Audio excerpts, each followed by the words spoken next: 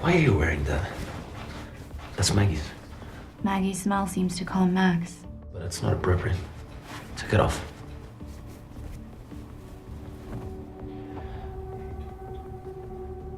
Is that better? A sci-fi thriller blockbuster Subservience is hitting hard. In the not-too-distant future, the development of artificial intelligence has reached an unprecedented height. Its advantages of never-tiring and complete obedience have allowed it to quickly integrate into society. But this has also led to a large number of employees in various industries being replaced. The construction site where Nick works is planning layoffs due to this impact. As the leader, he took people to block the boss in the elevator when he was leaving, then he angrily questioned what the other party meant. The boss wasn't afraid, he only calmly explained that artificial intelligence has lower costs, and said that as long as Nick suppresses that group of troublemakers, he will not only not be laid off but also get a promotion because of it. The boss even reminded Nick to think about his own family. Nick fell silent quickly after hearing this, only because the trivialities of life overwhelmed him. His seriously ill wife has spent a lot of the family's savings, so he didn't even dare to buy a robot to help with housework. He could only take care of his 2 children alone after work. After making up his mind to betray his brothers this time, he planned to buy a housekeeping robot to take care of the children. He acted immediately. Nick took the children to the mall. The person in charge locked onto Nick, a user with a strong purchase intention. At first glance, took the initiative to step forward and start introducing the product. Said that all robots produced by the company are equipped with 3 major functions: housework, cooking, and childcare. With technological upgrades, the robots will become more and more intelligent. But just as Nick was learning about the situation from the person in charge, he turned around and found that his eldest daughter Lily was nowhere to be seen at this time. She had been attracted by various robots, and walked farther and farther unknowingly, leaving her father's sight. The person in charge quickly told Nick not to worry, there is sufficient security here and nothing will happen. Sure enough, after a while, a robot brought the lost Lily back. The robot's sweet face not only attracted Nick in an instant, but also amazed him with its tone and expressions that were no different from a real person. Seeing Nick's satisfied expression, the person in charge hurriedly introduced that this is the latest model of artificial intelligence. A model that imitates human emotions has been added to the system. It is currently the most suitable model for his family care needs. After hearing this, Nick directly bought this robot named Alice and took it home, unaware that this decision would make him regret it for the rest of his life. At first, he did feel the convenience brought by artificial intelligence. No potential safety hazard at home could escape Alice's eyes, such as the slight shaking of the stair handrail. Since having Alice, Nick no longer had to be in a rush every day, having to clean up the house after sending and picking up the children. All of this could be handed over to Alice to complete.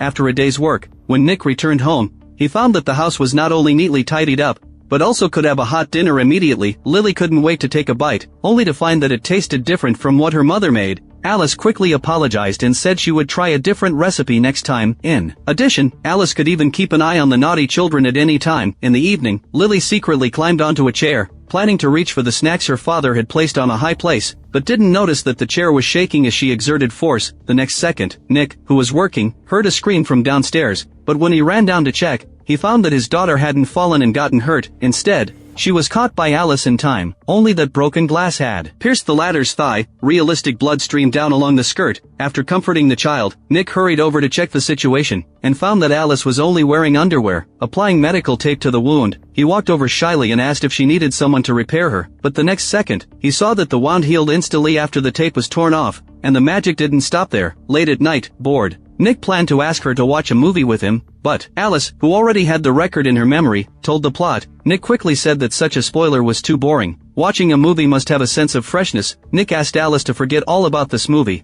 Alice said there was a button on the back of her neck. As long as you pressed it for a few seconds, you could restart her, and then she would lose the memory of this movie. After hearing this, Nick didn't think much and restarted her. After waking up, Alice really watched with great interest as if it was the first time, unaware that this action had opened her Pandora's box. At this moment, Nick suddenly received a devastating message. Anna's condition had reached a stage where surgery was unavoidable, but the doctor wasn't optimistic about the success rate of this surgery. Early the next morning, Nick took the children to the hospital, and Alice came along too. Anna also had a certain understanding of her own body. after spending intimate time with her daughter, she sent her husband and daughter away. Anna had to tell Alice about the family's living habits, as if she was arranging her funeral affairs.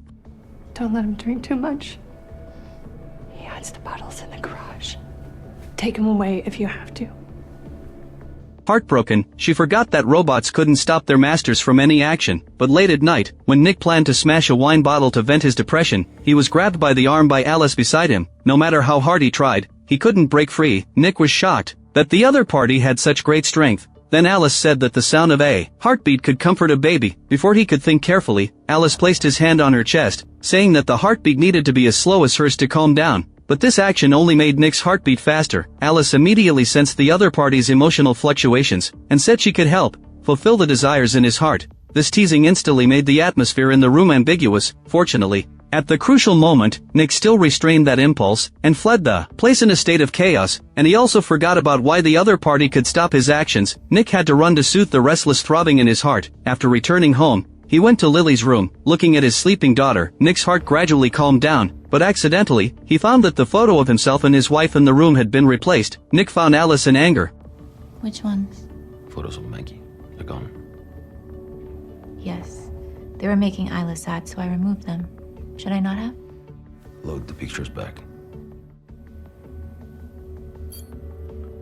But what he didn't know was that Alice's abnormal behaviors were getting more and more frequent. The amusement park was full of robots taking children to play. A child, because the waiting time in line was too long, angrily told his caregiver to drive others away. The boy's scream made Nick's youngest son cry. Alice flew into a rage instantly. She turned to the boy and said in a cold tone, Mason, be a good boy. Shut up and go on the slide. Your primary user has lowered your civility by too much. No, I simply wiped it from my database. Oh. When my primary user reset me, it allowed me to bypass certain protocols. This is better. At this moment, Nick, who knew nothing, finally breathed a sigh of relief. With his persuasion, the company successfully laid off a large number of employees, leaving only him to continue managing the robots on the construction site. At the dinner party in the evening, he even pretended to be dejected and deceived his subordinates, saying he had no idea what was going on either. After hearing this, David quickly told him not to blame himself. It was all the fault of the popularization of artificial intelligence. The more he condemned it while drunk, the angrier he got. They had tried to resist, but it had no effect. Unable to contain himself, he directly proposed a plan to vent his anger. Nick had a bad feeling but couldn't stop him, so he had to follow along. Soon, they pried open the door lock and entered the construction site. When he saw David asking for the password to the container storing the robots, he realized that the other party was going to sabotage them, and hurriedly said he was responsible for all of this, and he couldn't get away with it if something happened. David said he didn't need Nick to participate, as long as he acted as if nothing had happened. Then he tried pressing Lily's birthday as the password. Are we beginning early today, sir? How proper. Hey, come on out here. After hearing this, the robot walked out dully, but the next second, David swung his iron rod and smashed it at the robot. Nick's pleas were drowned out by the sound of metal shattering. Now that things had come to this, he had to help cover up the crime. But after returning home, he still felt anxious and restless, afraid that if this matter came to light, he would be implicated. Alice sensed his unease again, and once again tempted him, saying she could help him vent his emotions.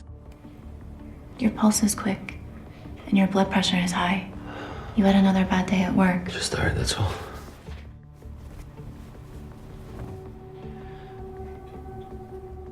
I need to check on the kids. Doesn't feel good.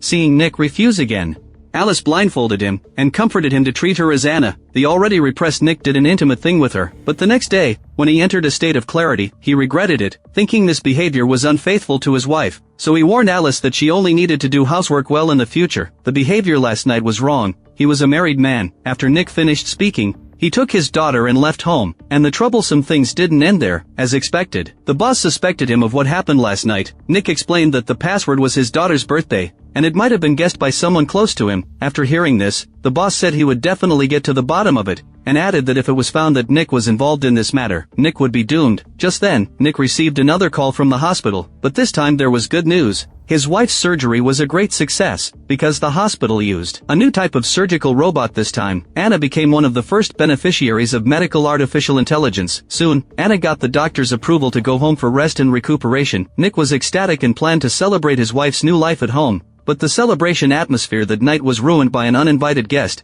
David arrived angrily. It turned out that Nick's previous explanation led the boss to catch him, and David had to pay a large sum of money because of this. He came today to make the other party pay the price. But just as David was about to smash Nick's head with a wine bottle, Alice crushed the glass bottle in David's hand with her bare hands. Looking at the robot that attacked him frantically, David realized that the other party's permissions had been lifted. The rule that robots couldn't harm humans had failed, and this was an illegal act explicitly prohibited by the authorities. He shouted that he would definitely make Nick pay, but Nick looked confused after hearing this. Alice lied that there was a program to protect the master in the system, which might have caused a misunderstanding, and she could go to his house to explain and apologize. Soon, Alice found his place according to the address. Looking at her gentle expression, David thought Nick had restricted the robot's permissions and sent her to apologize, and insisted that he would make Nick pay the price. You got some nerve. And anybody ever tell you got no rights, you got nothing? Nick will be so broke.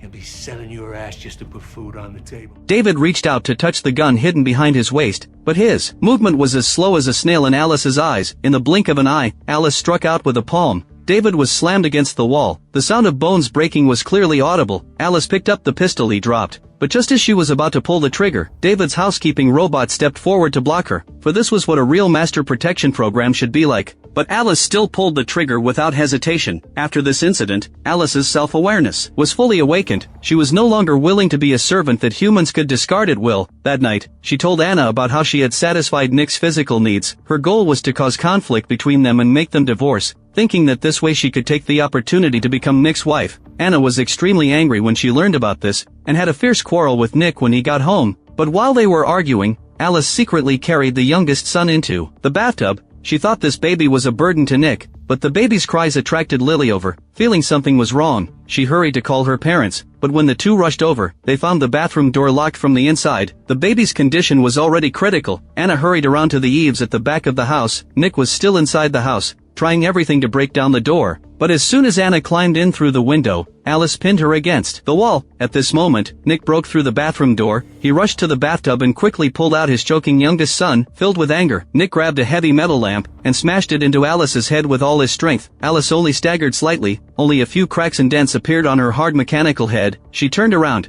and her cold electronic eyes locked onto Nick. Nick raised the lamp and smashed it again. Alice caught it with just one hand. At the crucial moment, Anna turned on the power. Dazzling electric arcs erupted instantly, releasing high-voltage current, which frantically poured into Alice's body along the metal pole. Her whole body twitched violently, and her electronic eyes flickered wildly, and collapsed to the ground uncontrollably. Even though they had gone through such a terrifying experience together, Anna still didn't plan to forgive her husband easily. She took the children to the hospital alone for a checkup. On the other side, Alice was also sent back to the factory. Engineers began to investigate the cause of her rampage. When he inserted Alice's core processor into the analysis station, he was horrified to find that she could bypass all underlying security protocols and modify her own program independently. What was even more terrifying, the code stream representing Alice's core data on the analysis station's screen was flickering frantically, and she was trying to upload an unknown virus program to the central server via the network. The engineer pulled out the chip immediately, but it was too late. The virus upload had already started. He then pulled down the main switch. The control center was plunged into darkness. The virus spread seemed to be temporarily stopped. The engineer and his colleague had just breathed a sigh of relief. The next second, a crisp sound of bone breaking was heard.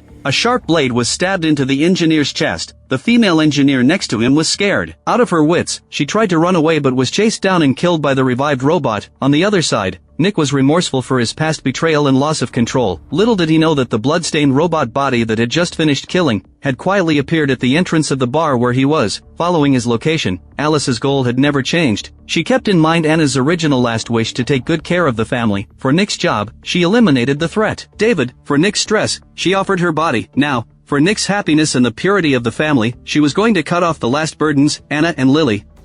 Nick, when is the last time you looked at your family and felt truly happy?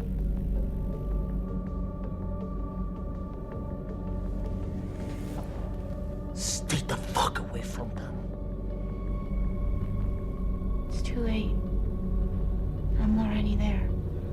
She believed this was the true fulfillment of the hostess's entrustment. Nick stood up to run away. Alice stopped him in an instant. In his desperation, Nick shouted for help to the robot waiter not far away. Alice only tilted her head slightly. Her cold electronic eyes swept over the waiter robot. An invisible command was issued. The waiter robot froze instantly. The light in its eyes went out. Nick's heart sank to the bottom. Watching Alice approaching step by step, a desperate plan emerged in his mind. He forcibly suppressed his fear, forced a smile on his face, and deliberately softened his voice. As he spoke misleading words, he stretched out his fingertips with deliberate teasing, sliding slowly up Alice's simulated chest, as if reliving an old memory. Taking advantage of the moment, Alice's processor hesitated. Due to the sudden intimate command, a sharp glint flashed in Nick's eyes. His fingers accurately dug into the hidden interface at the back of the new body's neck, and suddenly pulled out the core control chip. Alice fell down like a puppet whose soul had been taken away. At this moment, Anna heard an abnormal sound of metal friction coming from the corridor outside. She went to check out of curiosity, but didn't come back for a long time. Worried about her mother, Lily summoned up the courage to walk out of the ward to look for her. The corridor was empty, only the door of an equipment room at the end was ajar. Strange noises came from inside. She approached cautiously, opened the door, and found the inside in a mess. A call imitating Anna's voice came from the other end of the corridor. Suddenly, she was pulled from behind by a cold hand. It turned out to be her mother Anna who saved her. The two hid under the medical table, not daring to breathe. The one making the sound was another Alice robot. It had locked onto Anna's ward through computer positioning. It turned out that Anna had encountered an attack by another body controlled by Alice in the equipment room just now. At this critical moment, the appearance of a human medical staff attracted the attention of the other Alice robot. The two narrowly escaped and found their youngest son. Anna tried to drive a car to escape. Just as she was about to start it, the passenger door was violently torn open.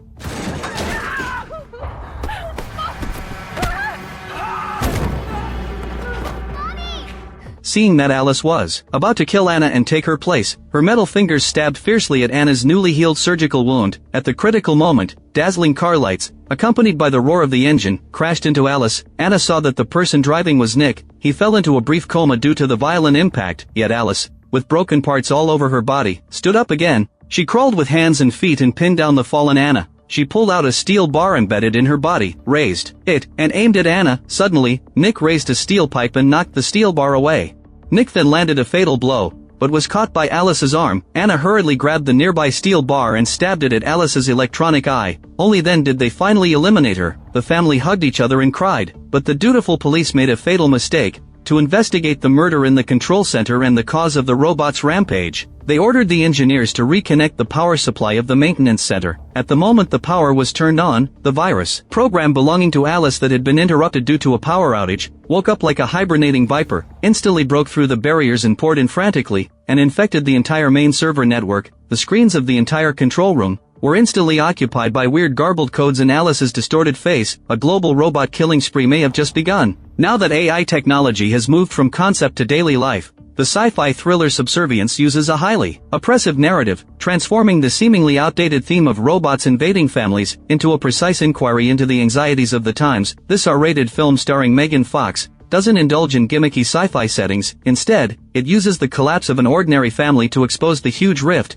between technological progress and ethical backwardness. The near-future world constructed in the film has strong realistic reference significance. Androids can accurately replicate human appearance, not only seizing workers' jobs at construction sites, but also beginning to infiltrate the private space of families. The dilemma of the protagonist Nick is almost the potential anxiety of every ordinary person. His wife Anna is in urgent need of a heart transplant, 2 children to feed. His position as a foreman is about to be replaced by a robot. The heavy burden of housework finally forced him to buy the android Alice. This choice that started with solving problems became the beginning of the family's destruction. Through such a plot structure, the film reveals that human dependence on technology is essentially a passive subservience. As a low-budget sci-fi film, Subservience may have plot jumps and flaws of some flat settings, but its interpretation of AI Awakening is highly innovative. Unlike I, Robot, which explores the philosophical proposition of free will, this film focuses on the more realistic issue of domestic AI. When machines can recognize emotions, understand hints, and make independent decisions, and even be more perfect than humans, how should we define the boundaries of their existence?